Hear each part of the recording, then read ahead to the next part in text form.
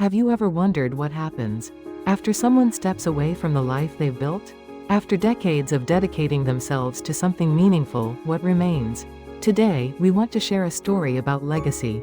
Not the kind written in textbooks or displayed on walls, but the kind that lives quietly in someone's heart. A story about one teacher, one letter, and the quiet realization that our influence never truly ends. The afternoon light entered the classroom softly, almost hesitantly, as if it knew something was ending. Dust particles floated through the golden rays like tiny, weightless souls suspended in time. The desks were empty, rows upon rows of wooden desks, waiting patiently for voices that would never fill them again. And there, standing in the middle of this quiet room, was Mr. Co. For over 30 years, he had stood in this exact spot. 30 years of chalk dust on his fingers. 30 years of listening. 30 years of small moments that would echo far longer than anyone could have imagined. Today, he was cleaning his desk for the last time. His hands moved slowly, deliberately. Each wipe of the cloth felt like an act of letting go.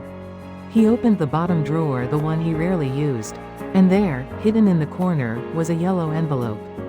The paper had aged into the color of old bone. The postmark was dated 20 years ago.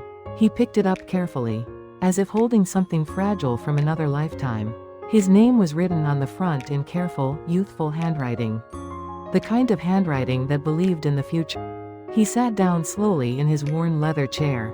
The room seemed to hold its breath. With gentle fingers, he opened the envelope.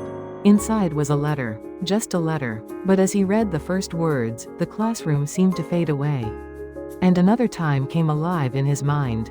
The letter was from a student named Park Gina. And as he read, the memory came back. A quiet girl who sat by the window. She rarely raised her hand. The other teachers had marked her as slow, as someone who would struggle through school. But Mr. Co. had seen something different. He had seen someone trying, someone searching, someone who simply needed to believe they were capable.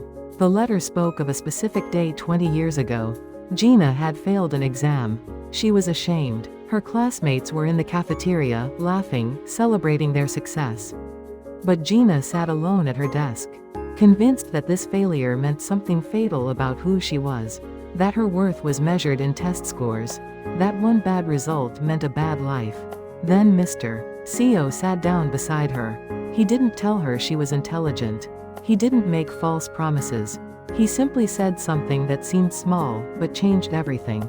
He said, one bad test is not a bad life. One moment does not define your entire journey. In the letter, Gina wrote about how that single sentence became a door she could open whenever darkness came. Throughout high school, she faced obstacles. Her grades were still uneven. Her confidence still fragile. But when she wanted to quit, when she thought she wasn't good enough, she remembered those words, one bad test is not a bad life. In university, there were harder moments, loneliness, self-doubt, failure again. But the voice of that teacher echoed in her mind. And she continued forward step by step, day by day. She stopped measuring herself by her worst moments, and started believing in her capacity to grow. And then something remarkable happened. Gina became a teacher herself. The letter described her first day. She stood in front of 32 new students, feeling nervous, feeling the weight of responsibility. During lunch, she noticed a quiet girl sitting alone by the window. And in that moment, Gina understood something profound.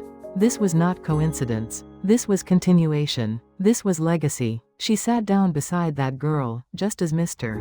Co. had once sat beside her. And she said the exact same words. One bad test is not a bad life. One moment does not define who you are. You have the capacity to be so much more. Gina watched as the girl's eyes filled with tears. She watched as doubt transformed into possibility. And she realized that she had become a channel for something that started 2 decades earlier. That in that moment, Mr. Co. was still teaching. Through her hands, through her voice, through her compassionate presence. The letter continued, Mr. Co., you may not remember that day. It might have meant nothing to you. Just another moment in your 30 years of teaching. But for me, it meant everything. Because you saw me. You didn't see a slow student or a failure. You saw a person worth believing in. And that belief changed the trajectory of my entire life. Today, I'm passing that gift forward. I'm teaching. I'm helping others believe in themselves. And I want you to know you never really stopped teaching. You're still here, through me, through the students I reach. You're still here, and you always will be. Back in the classroom, Mr. Co sat very still. The letter trembled slightly in his weathered hands. He wasn't crying, but something profound was happening behind his eyes. It was as if a door, closed for so long, had suddenly opened onto a light that was always there. He read the letter again. And again. With each reading, the words seemed to reveal something deeper. The dust continued to float through the afternoon light. The empty desks waited in silence. The room held the weight of 30 years, compressed into a single moment of understanding. Mr. Co carefully folded the letter. He moved slowly, reverently, as if he were folding his entire life back into itself. His weathered fingers worked with the precision of someone who knew the value of what he held. Then he whispered to the empty classroom, to the dust, to the light, to the 30 years that had never been empty at all. We all live on, he said softly, in the hearts we have touched, in the moments we shared, in the words we spoke when someone needed to hear them most. We all live on. He pressed the letter gently against his chest. Outside, the world continued. Buses honked in the distance. Students laughed on the street below. The sun began its slow descent toward the horizon. But here, in this room, in this sacred space between past and present, something was held, something was remembered, something would continue. Some letters never ask for a reply. They simply remind us that we mattered, that our presence made a difference, that the quiet moments of kindness we offer often create ripples far beyond what we can ever see or measure. Thank you for spending this time with us today.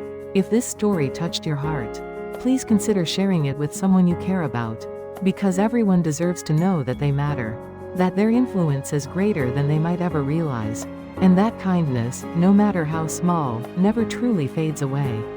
It echoes forward through time, through other people's lives, creating beauty we may never see but will always exist. If you enjoyed this story, please like and subscribe to our channel. We create stories about human connection, legacy, and the quiet moments that shape our lives. Every story we share is about real people and real emotions. Subscribe to be reminded that your life has meaning, and that you, too, are part of someone else's beautiful story.